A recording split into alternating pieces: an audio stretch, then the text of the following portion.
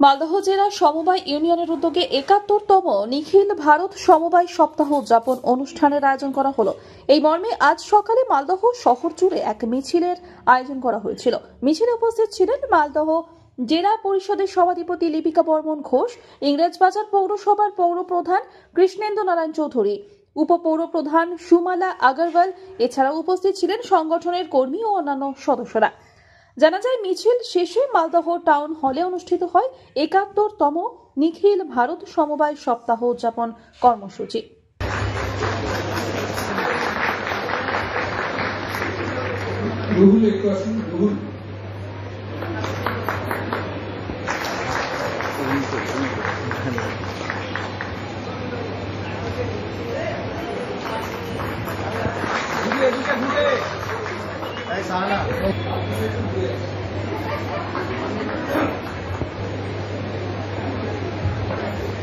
ম্যাডামের জন্য একটি জোরে হাততালি হোক।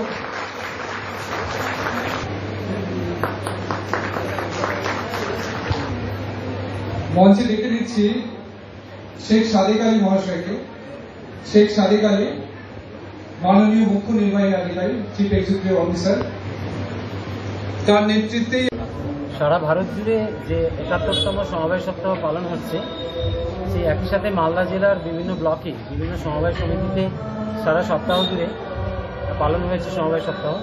আজকে মালদা জেলার সমস্ত সমবায় সমিতিগুলোকে নিয়ে মালদা সমবায় ইউনিয়নের উদ্যোগে এবং মালদা জেলার সমবায় সপ্তাহ উদযাপন কমিটির ব্যবস্থাপনায় আমাদের মালদা টাউন হলে আজকে প্রায় ৪০০ জন মতো মানুষকে নিয়ে এখানে আমরা সমবায় সপ্তাহ পালন করছি, উদযাপন করছি।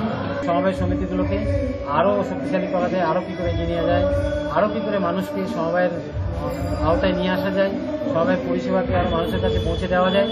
মাননীয় মুখ্যমন্ত্রীর যে সমবায়কে প্রসারিত করার যে নির্দেশ, সেইটাকে আমরা এই সমবায় উৎসব পালনের মধ্যে দিয়ে আমরা সেটা চেষ্টা করছি।